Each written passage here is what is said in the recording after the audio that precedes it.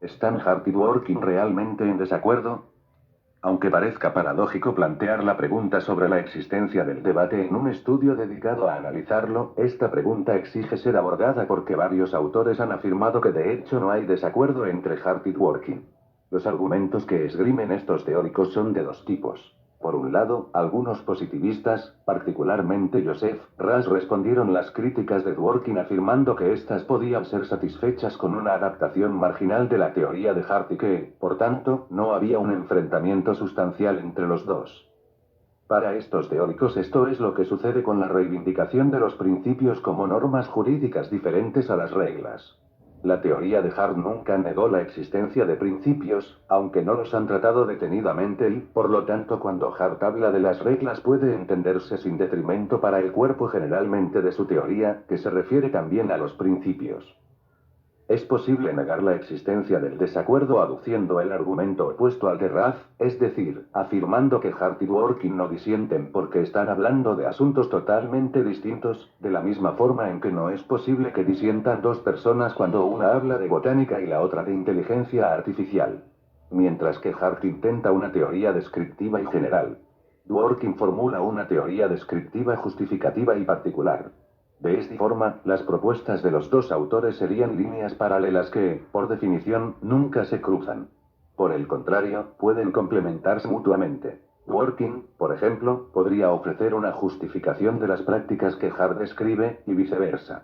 Estas dos posiciones tienen la virtud de detectar las diferencias entre las teorías de Hart y Dworkin, aunque lo hacen pasando por alto los aspectos comunes. Sin duda, no es posible comparar punto por punto las dos propuestas teóricas, porque algunos problemas son tratados solo por una de ellas. Así, por ejemplo, la perspectiva descriptiva y general de Hart le da especial relevancia al tema de las condiciones de existencia del ordenamiento jurídico, tema que no se encuentra en las tesis de Dworkin.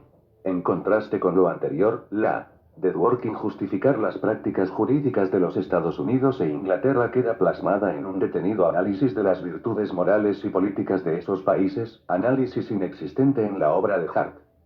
Sin embargo, es también evidente que existen puntos de contacto entre las dos teorías.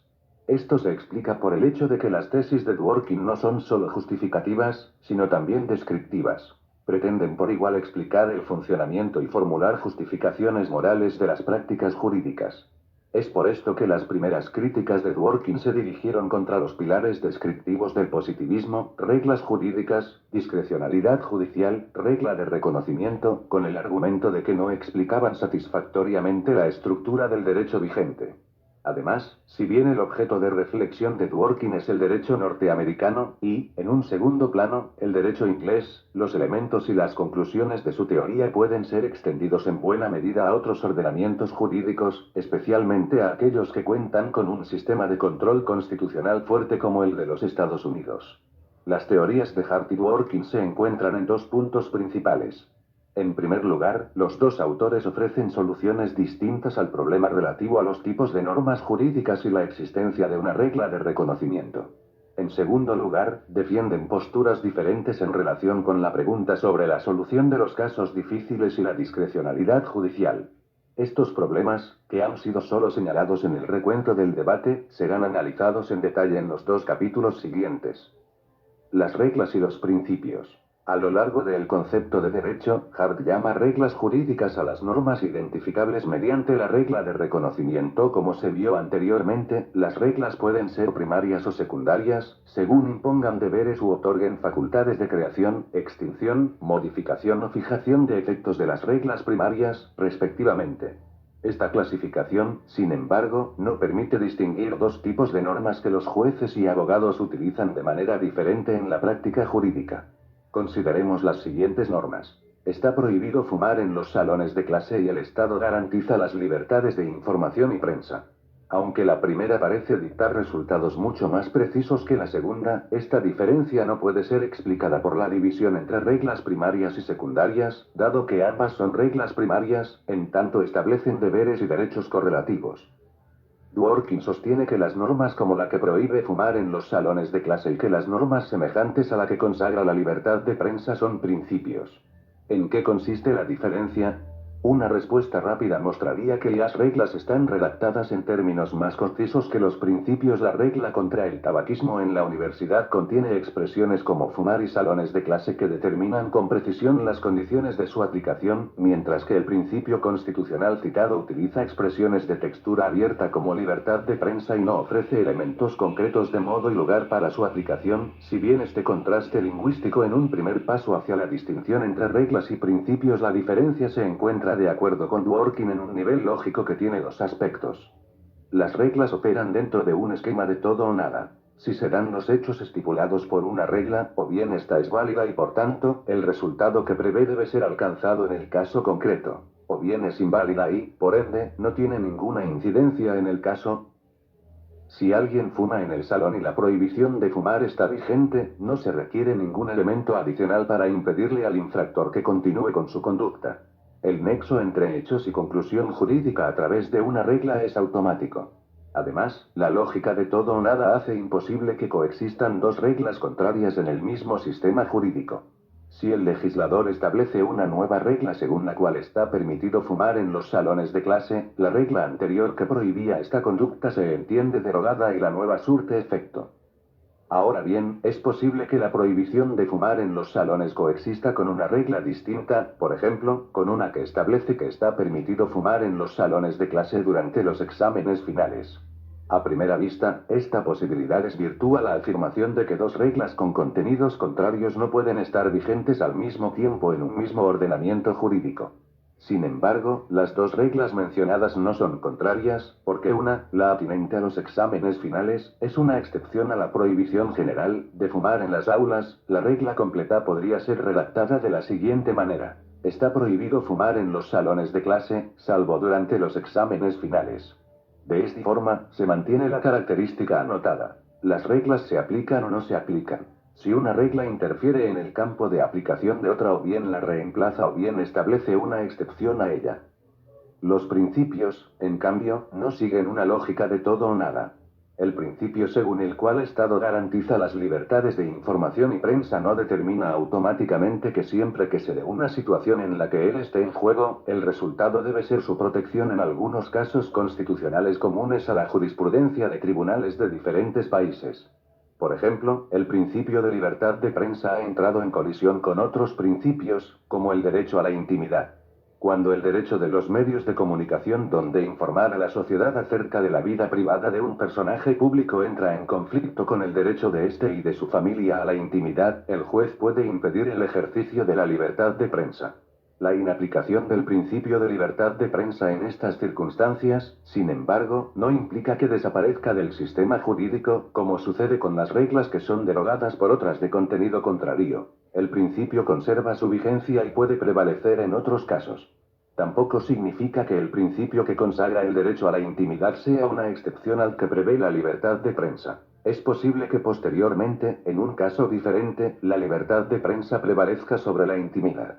A diferencia de las reglas, entonces, los principios no establecen un nexo directo entre los hechos y la conclusión jurídica. Generalmente es necesario hacer en una instancia intermedia del razonamiento una comparación de principios encontrados.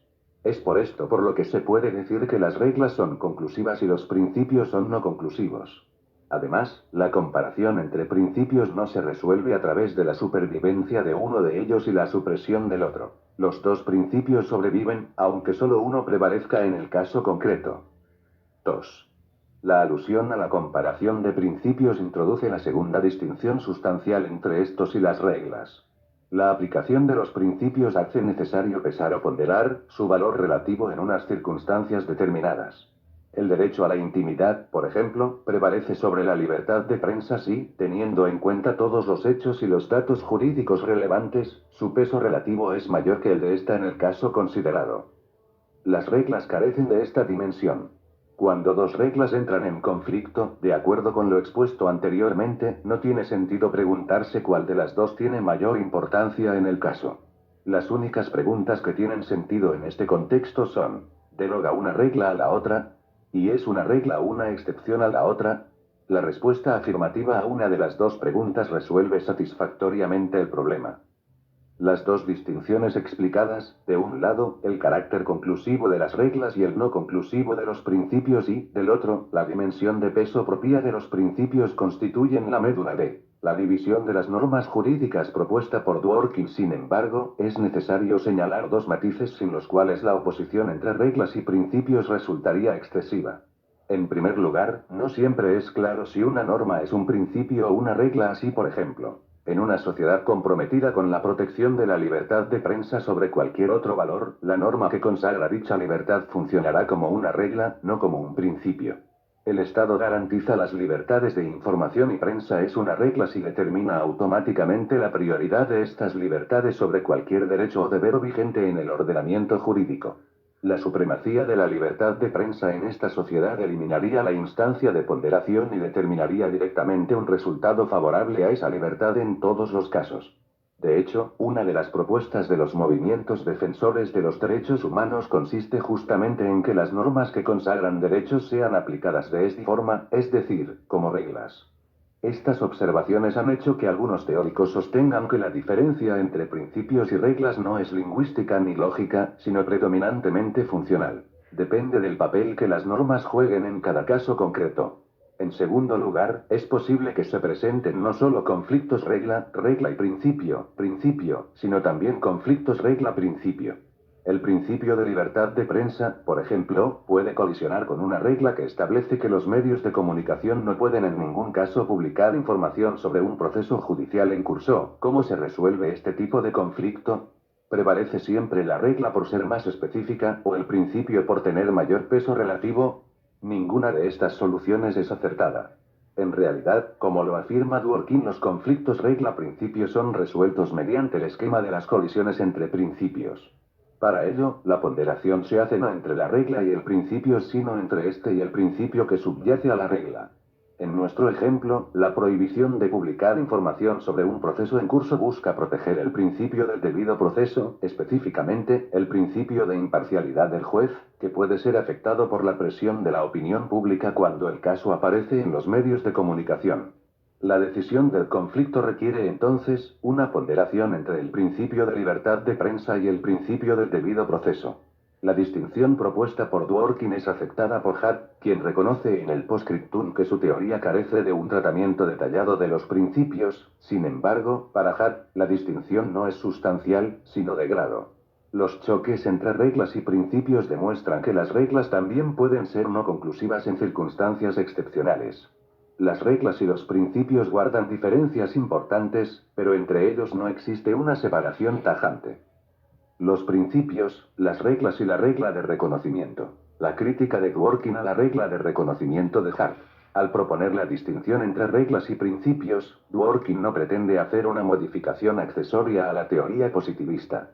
La distinción implica el derrumbe de uno de los pilares de esa corriente de pensamiento. La tesis de la existencia de un parámetro de identificación de las normas de un sistema jurídico. En esta tesis se funda la separación conceptual entre el derecho y la moral. Si hay un parámetro independiente de la moral con el cual pueden ser identificadas las normas jurídicas, es posible afirmar que una norma pertenece a un sistema jurídico incluso si no guarda conformidad con criterios materiales de justicia. En otras palabras, una norma puede ser válida aunque sea injusta. Tanto el positivismo de Austin y Bentham como el de Kelsen, según se vio en el capítulo anterior, habían acudido a la noción de derivación jerárquica imagen. Pedigrí para explicar la validez de las normas jurídicas. Sin embargo, frente a la definición del carácter de la norma suprema del sistema jurídico, las respuestas no resultaban enteramente satisfactorias. Hart reformuló la regla de reconocimiento en términos de la existencia de una práctica social de aceptación de una norma jurídica suprema, la Constitución, y sostuvo que esta base sociológica ofrecía una solución adecuada al problema recurrente de las teorías positivistas.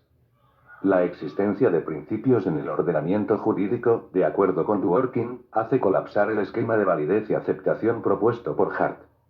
Algunos principios, como la libertad de prensa, están previstos en la Constitución o en normas de inferior jerarquía, pero la consagración positiva de los principios no es un requisito para su aplicación. Así, por Ejemplo, aunque el principio según el cual nadie puede aprovecharse de su propio dono no esté consagrado en el derecho positivo, ningún juez dudaría en aplicarlo si en un caso concreto encuentra que una de las partes intenta obtener ganancia de una maniobra fraudulenta. Además, los principios son de índole muy variada e incluso pueden ser contrarios unos a otros. Por último, es posible enunciar principios nuevos, como sucedió en Colombia en la década de los 30 con los principios del abuso del derecho y del enriquecimiento sin causa. Estos tres rasgos, falta de positivación, variedad e innovación, hacen imposible que los principios sean identificados a través de un criterio simple y, por tanto, que exista una regla de reconocimiento que comprenda tanto los principios como las reglas. Dworkin ofrece dos argumentos adicionales contra la idea de la regla de reconocimiento. En primer lugar, en el ámbito de los principios no existe una separación tajante entre validez y aceptación, como lo muestran los principios que sin estar consagrados en el derecho positivo son aplicados en las decisiones judiciales. La validez de estos principios radica justamente en su aceptación en la práctica jurídica. En segundo lugar, no existe entre los jueces, abogados, funcionarios y ciudadanos un consenso sobre una regla de reconocimiento simple y valorativamente neutra como la enunciada por Hart. Por el contrario, el contenido de la regla de reconocimiento, y de las reglas sociales en general, es permanentemente discutido y divide las opiniones de acuerdo con diferentes posibilidades de interpretación. Esto sucede, por ejemplo, con la regla: lo que diga la Constitución es derecho. Lo que evidencia la práctica no es que los agentes jurídicos tiendan a aceptar uniformemente una sola interpretación de lo que la Constitución ordena, sino a permanecer en desacuerdo. Las divergencias en la interpretación de la regla de reconocimiento, además, no están restringidas a cuestiones de linaje o validez, sino que tienen que ver con frecuencia con cuestiones valorativas, como la prevalencia de un derecho fundamental sobre otro en un caso concreto. La regla de reconocimiento de Hart, para Dworkin, no incluye valores y, por tanto, no explica adecuadamente la existencia de desacuerdos valorativos en el derecho. El positivismo suave de Hart. Algunas críticas de Dworkin a la regla de reconocimiento atribuyen a Hart tesis que éste había evitado en sus escritos. Como Hart lo señala en el postscriptum, esto es evidente en el caso de la última crítica reseñada, relativa al desacuerdo sobre la regla de reconocimiento y a la inclusión de valores en esta. Hart rechaza la crítica mostrando que su positivismo es suave, es decir, contrario a la tesis positivista fuerte según la cual existe una regla de reconocimiento exenta de contenidos valorativos e indiscutida en el seno de la comunidad jurídica. En el concepto de derecho, Hart habla de la incertidumbre de la regla de reconocimiento, precisamente, para referirse a aquellos casos en los que abogados, jueces, funcionarios y ciudadanos discuten sobre el contenido de dicha regla. Esto no implica, sin embargo, que la regla de reconocimiento no exista. Así, la regla que establece que lo que la Constitución dice es derecho puede servir de fundamento de un sistema jurídico aunque existan casos difíciles en los que la comunidad se divide sobre lo que efectivamente dice la Constitución, por ejemplo, sobre si ésta establece la primacía de la libertad de prensa sobre la intimidad en un caso particular. Para que exista una regla de reconocimiento en un sistema jurídico se requiere que haya un acuerdo general en la comunidad acerca de su contenido, pero dicho acuerdo no excluye las discrepancias en situaciones excepcionales. Por otra parte, Hart admite la existencia de reglas de reconocimiento que incluyen valores. La regla: lo que la Constitución dice es derecho es aceptada por Hart como la regla última de los ordenamientos que cuentan con una Constitución escrita. Es claro que la Constitución tiene cláusulas de contenido valorativo y, por tanto, que los valores pueden hacer parte de la regla de reconocimiento. Finalmente, tampoco la objeción basada en la existencia de principios nuevos, para Hart, constituye una amenaza seria para la teoría de la regla de reconocimiento. Generalmente, los principios se encuentran consagrados expresa en el derecho positivo o en pronunciamientos judiciales, o son obtenidos por inferencia a partir de reglas positivas. En todos estos casos, los principios surgen de fuentes del derecho comprendidas por la regla de reconocimiento y, por ende, pueden ser identificados por su origen o linaje. Ahora bien, la defensa de Hart de la regla de reconocimiento va más allá de la refutación de las críticas de Dworkin. En efecto, Hart sostiene que la distinción entre principios y reglas no solo no es incompatible con la regla de reconocimiento, sino que la supone. ¿Cómo es posible hablar de principios jurídicos si no existe un criterio que los diferencie de principios de cortesía o de moralidad? La respuesta a esta inquietante pregunta, planteada por Rolf Sartorius desde los comienzos del debate, dio lugar a un desarrollo ulterior de la teoría dworkiniana del derecho, que será tratada a continuación. La regla de reconocimiento de Dworkin y la ampliación del concepto de derecho. Dworkin ofrece una respuesta que al mismo tiempo reconoce el valor de la objeción de los positivistas y formula una tesis opuesta a la defendida por estos. Sostiene que si bien la referencia a principios jurídicos presupone la existencia de algún criterio identificador, este no es social, como lo afirma Hart, sino valorativo o normativo. En todo sistema jurídico alguna regla o principio normativo, o un conjunto complejo de estos, es el estándar apropiado que deben usar los jueces para identificar las reglas o principios particulares del derecho. Una norma pertenece al ordenamiento jurídico de una comunidad si es conforme con el conjunto de principios defendidos por la teoría que mejor explica y justifica las prácticas jurídicas de dicha comunidad. Este argumento inicial necesitaba un desarrollo mucho más detallado, que Dworkin lleva a cabo en su teoría sobre los casos difíciles. Dworkin sostiene que las normas pertenecientes al sistema jurídico de una comunidad son aquellas que se derivan de la moralidad política presupuesta por las normas e instituciones de la comunidad. Se puede afirmar entonces, que la regla de reconocimiento en Dworkin, aunque él nunca aplica esa expresión a su criterio de identificación del derecho, establece dos condiciones de pertenencia al sistema jurídico. Por un lado exige que las normas hagan parte de las instituciones reconocidas en la comunidad, por ejemplo, que estén incluidas en leyes o sentencias, y, por otro lado, requiere que sean consistentes con la moralidad política que justifica esas instituciones. Toda norma que pretenda ser parte del ordenamiento jurídico de una comunidad debe traspasar ese filtro descriptivo justificativo, que cumple la función que en Hart tenía la regla de reconocimiento basada en la aceptación social. Una consecuencia fundamental se desprende de la propuesta de Dworkin. El derecho, al contrario de lo sostenido por el positivismo, no es conceptualmente independiente de la moral. En otras palabras, no es posible identificar el contenido del derecho, reglas y principios, sin acudir a la moralidad política. La descripción de las reglas y principios es inescindible de su justificación a la luz de la moral de la comunidad. Esto implica una evidente ampliación del concepto de derecho. En el positivismo, la dimensión justificativa pertenece al dominio de la moral, a la esfera del deber ser, no a la jurídica, la esfera del ser. Por esta razón, de acuerdo con Hart, cuando el juez no cuenta con una norma clara aplicable al caso, debe acudir a criterios extrajurídicos como los principios morales. Dworkin considera insostenible la línea trazada por Hart, porque en la práctica jurídica se integran las dos esferas. Desde el punto de vista interno asumido por los jueces, abogados y ciudadanos al defender una interpretación en un caso concreto. Punto de vista en el que Dworkin centra su teoría, son igualmente relevantes la justificación moral y la existencia de normas que respaldan esa interpretación. En el debate interpretativo, los participantes utilizan argumentos descriptivos y argumentos justificativos, y no establecen una distinción tajante entre unos y otros. Desde la perspectiva interna, entonces, los principios y reglas utilizados tanto para describir como para justificar son jurídicos. La diferencia entre los conceptos de derecho restringido, Hart, y amplio, Dworkin, es importante para la solución de problemas tradicionales de la teoría del derecho, como el relativo al estatus jurídico de las normas injustas. Para Hart, dado que las normas jurídicas se reconocen por su origen o linaje, es perfectamente consistente afirmar que una norma pertenece al ordenamiento, por cumplir los requisitos de validez y, sin embargo, es injusta. Este hecho, resultante de la separación conceptual entre derecho y moral, permite que las normas jurídicas sean criticables desde el punto de vista de la moral. Para Dworkin, la unión conceptual entre derecho y moral tiene la virtud de recoger el punto de vista interno.